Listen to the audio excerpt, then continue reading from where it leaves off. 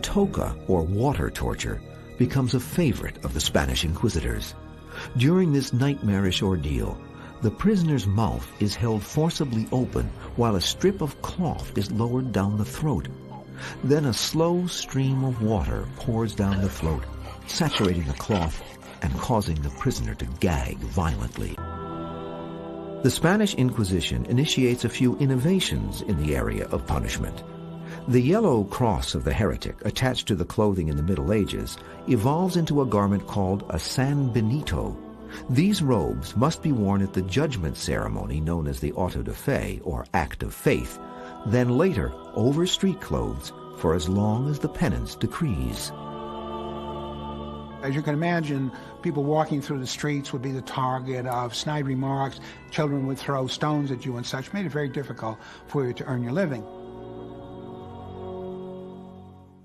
Even death does not free a heretic from shame.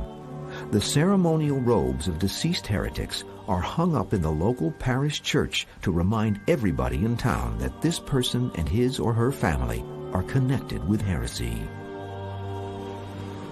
Death and humiliation are not the only pitfalls of the Spanish Inquisition.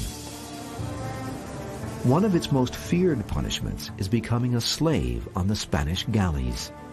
This penalty is thought to have been the brainchild of King Ferdinand himself. It has nothing to do with religion or heresy or anything else. But when King Ferdinand realized that many of these people were being punished, usually to totally useless punishments, he thought, great idea, why not use these guys? Because I need people to row my ships. Next to death, being sent to the galleys is the most dreaded punishment of the Spanish Inquisition. I can think of almost nothing worse than being a galley slave myself. I almost would rather be burned. At least you get it over with. During the expulsion of 1492, thousands of Jews flee over the border into Portugal, swelling the Jewish population there and stirring up age-old racial tensions. In the resulting turmoil, Portuguese Jews are forced to convert to Christianity, and by 1532, King João III insists that Portugal have its own Inquisition.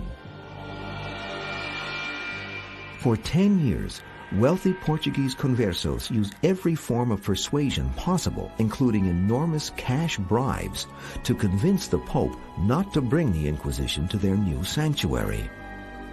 Many of the Spanish converts then came racing into Portugal, and in fact they soon outnumber the Portuguese community, thinking that they'll be safe there until, of course, the Portuguese institute their own Inquisition, and then it goes the other way. The Portuguese Inquisition quickly sets to work against the usual suspects. Between 1547 and 1580, 34 auto de fe judgment ceremonies take place in Portugal, with almost 2,000 penitents and 169 executions.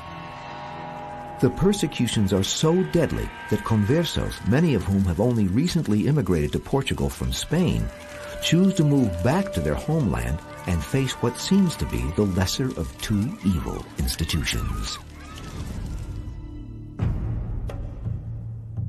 After the Spanish military conquest of the Aztec Empire by Cortés in 1521, conversos and Jews from Portugal and Spain soon immigrate to the Americas in hopes of a fresh start. But the Spanish Inquisition is right behind and sets up operations in newly founded Mexico City. In 1528, 2 Spanish conversos are burnt at the stake in the first auto de fe ceremony on New World soil. In the year 1517, a German priest named Martin Luther posts his famous treatise, The 95 Theses, on the door of the castle church in Wittenberg. It is a scathing attack on the Catholic Church. Is it not true that there is nothing under the vast heavens more corrupt, more pestilential, more hateful than the court of Rome? In 1559, the Vatican releases its Index of Prohibited Books, listing hundreds of books and authors considered dangerous to the faith or morals of good Catholics. Any citizen found with a banned book in his or her possession is subject to arrest. Some authors find their works listed on an index simply because a stray sentence or two is found to be defective. Sir Thomas More, the English statesman who ironically is beheaded for his allegiance to the Catholic faith, is also a banned author. There were certain passages in his books which the index said, you may read this book, but you must cut out this passage. And so many famous people, yes, were on the index and were therefore prohibited. Historians question whether the indices had any real impact.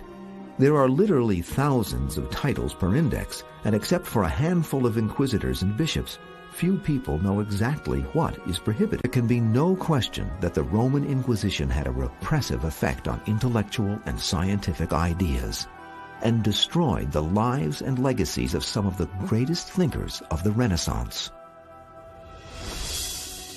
Giordano Bruno was one of the most eccentric geniuses of the 16th century.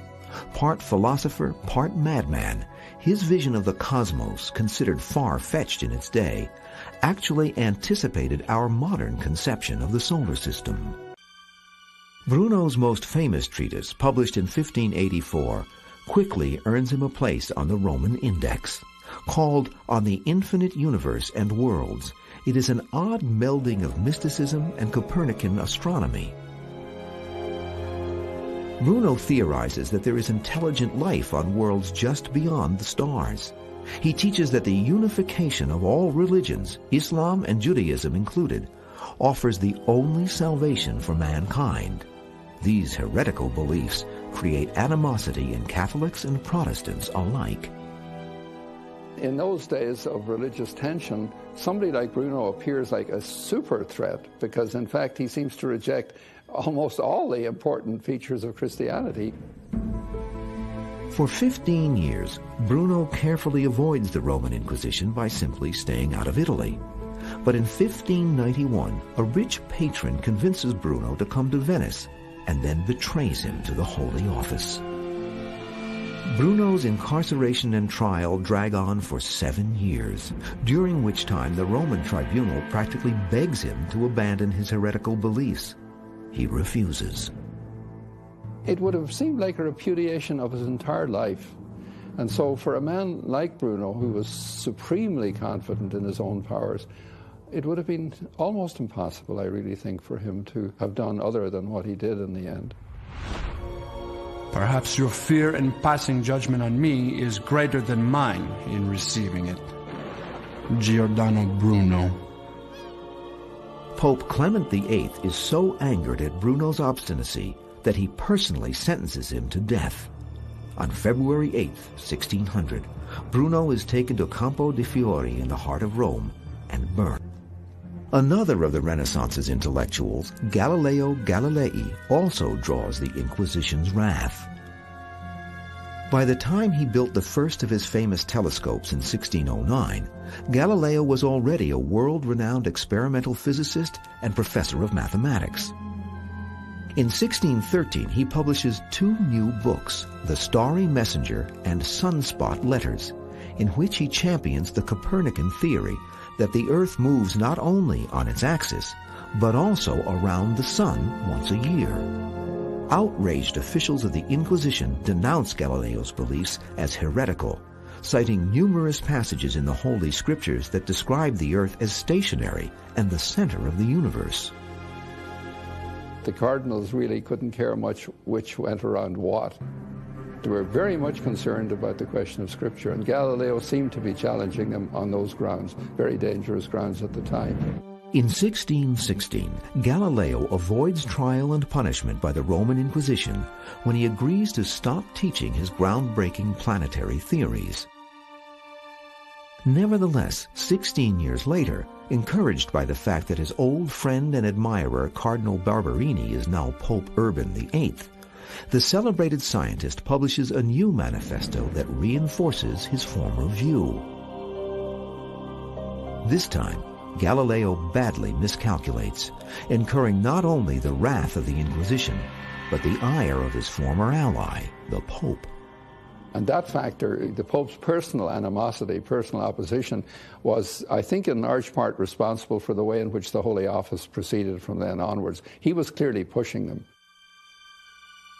Galileo is charged with heresy. In January 1633, after making a last will and testament, the 68-year-old astronomer travels to Rome to face the Inquisition. They ask all kinds of questions. How did you come to write this book? Why did you write it? Aren't you defending the view in there that has been said to be contrary to Scripture? And so on. He kept basically denying his guilt, which was probably not the best stratagem in the circumstances of the trial. After 3 months of interrogation by the Inquisition, including threat of torture, a plea bargain is worked out. In return for dropping the most serious charges, Galileo will admit error and plead guilty to the lesser offense of publicly defending Copernicism. On June 21, 1632, at a public ceremony in Rome, Galileo's sentence is pronounced and he recants his scientific beliefs. With a sincere heart and unfeigned faith, I abjure, curse, and detest the above-mentioned errors and heresies. Galileo Galilei. Over the years, there's been a tremendous amount of debate, particularly during the last century, as to what Galileo should have done.